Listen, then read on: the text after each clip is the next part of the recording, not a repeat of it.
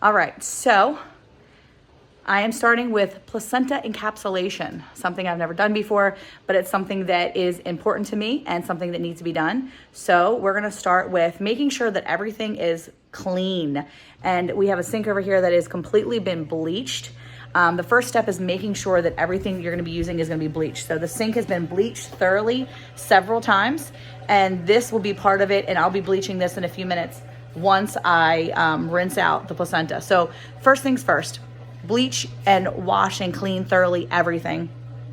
Get your gloves on and go ahead and grab your placenta. The optimum time to do this when you're coming to placenta encapsulation, from what I've read, is 3 to 5 days after birth. It is Thursday, Friday, Saturday. So we're working on Saturday night, or Friday, Saturday. So this is like 2 days after birth. It's gonna be fine. We've had it in the refrigerator. We kept it cool, kept it exactly what it needed to be temperature wise. And I'm going to go ahead and put my gloves on, and I'm going to first rinse the placenta. So rinsing it out is going to make sure that all of the extra, like any kind of blood, coagulated, whatever, is off of there. I want to get that blood off of the placenta, and any extra, just kind of make sure it's rinsed as well as I possibly can. After I rinse it, that's going to be step 2, and it's going to be steaming it. So let's rinse it first, and then we're going to get to steaming it. Everything to be wonderful, everything to work great. Help us to be a help to her and not a hindrance. Are you taking a picture of this? I was taking video.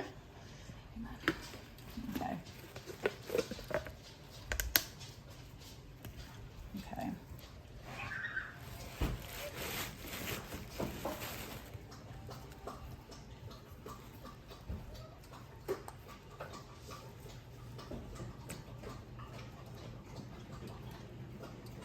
I need to cut that off before and there went a little bit of blood. Yeah, Okay. it's spluttering a little bit. Well, because the placenta didn't drain like it normally would.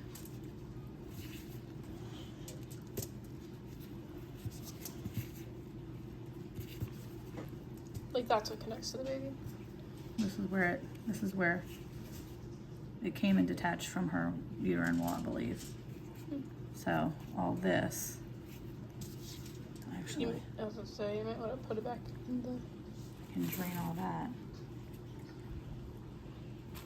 See if I can drain some of that into there.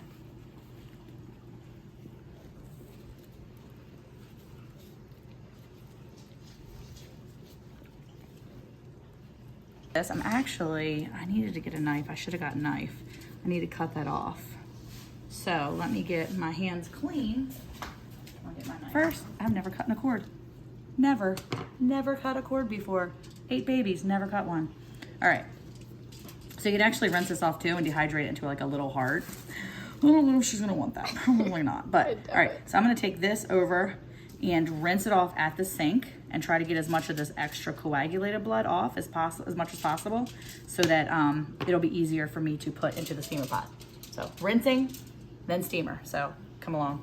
So the goal is to just rinse as much of this rinse as much of this extra blood off as possible.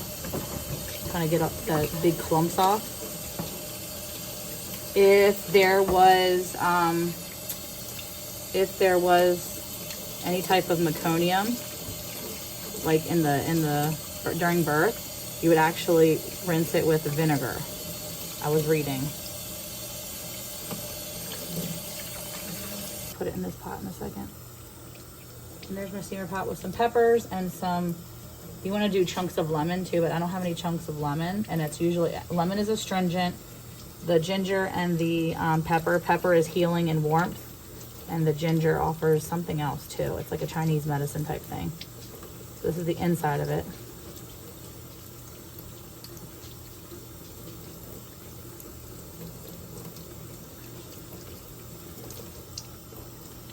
This is blood.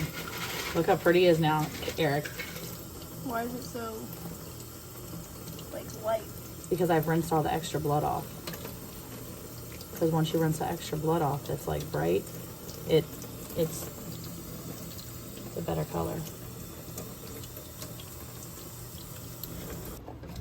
In the pot, let me get this hooked up. I'm gonna go ahead and put this on. Oh, it's on. Put it to a 3, because I don't know how long to do it. And I'm gonna bring this over. The placenta is in here. Put it on here. There it goes. Put the lid on. I've got water in the bottom and I'm gonna steam it. I'm gonna steam it until it's steaming for a few minutes. I have it sitting on the pepper.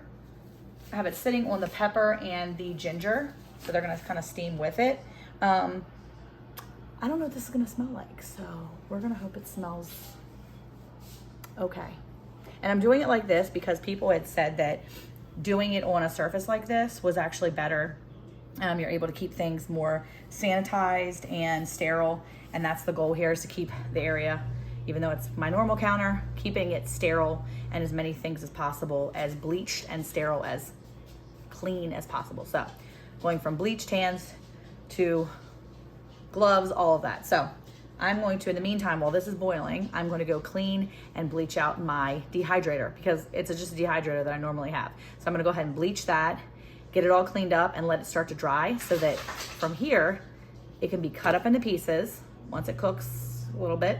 I'm going to be able to cut this into pieces and then lay it out on my dehydrator sheets. Okay, so this has been cooking. I kind of turned it over and opened it up a little bit, and it's just kind of cooking up a little bit. This is why people say they use something different, because it typically boils over. So I'd rather not use that on my actual stove.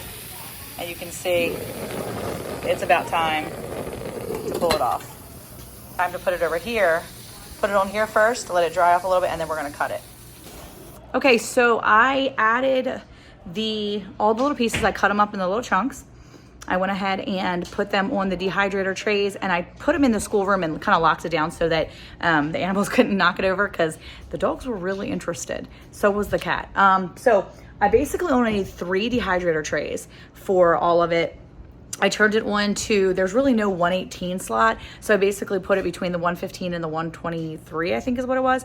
And I have it in my round dehydrator. So now it's time to clean everything and re-sanitize all the stuff over there, and make sure everything is washed with soap and water, hot soapy water, and then bleach everything again, because of course you're dealing with blood, biohazard, whatever you want to call it.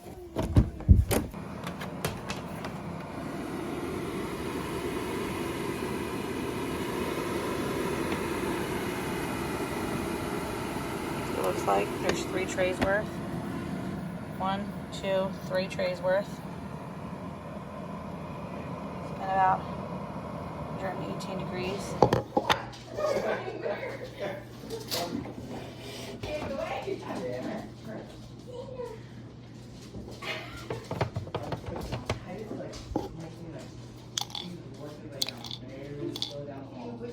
From the baby.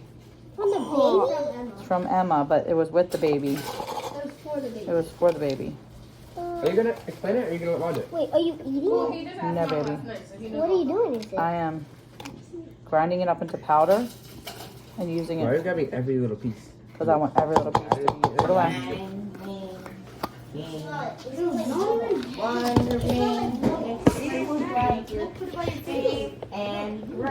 Literally right here. I was like, Are you recording yourself?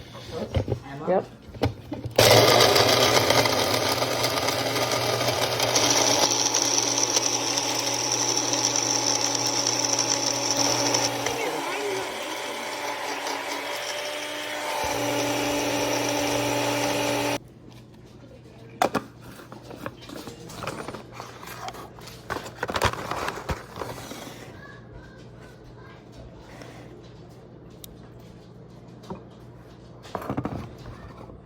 It's like hot coconut.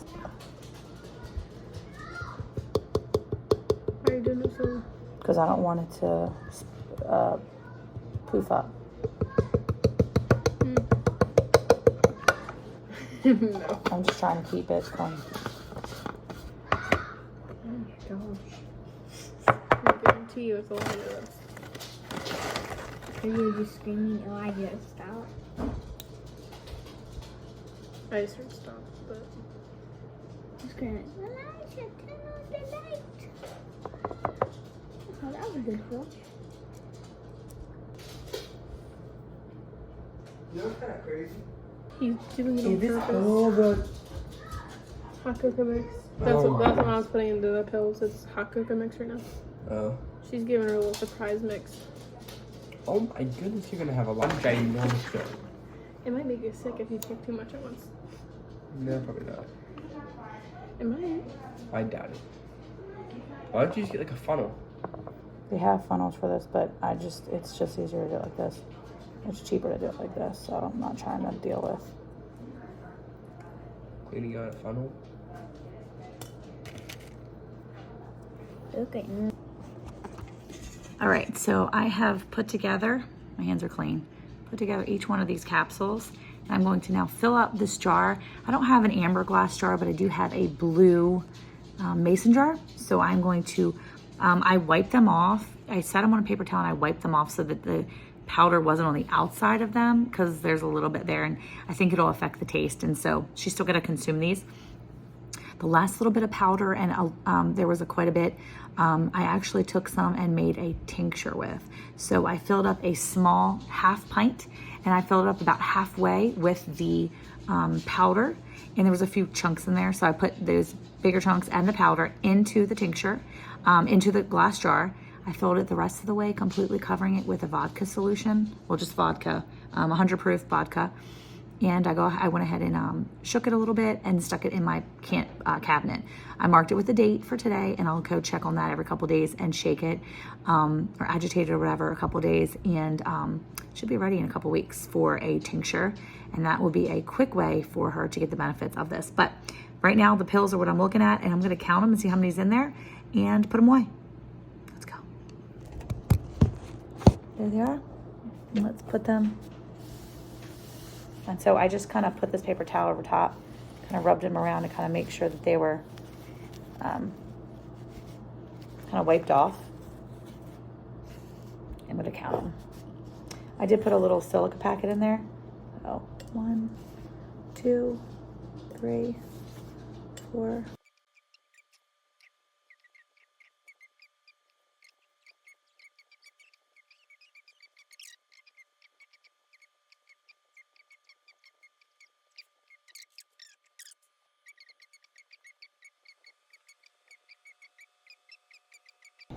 $99, 100, 101.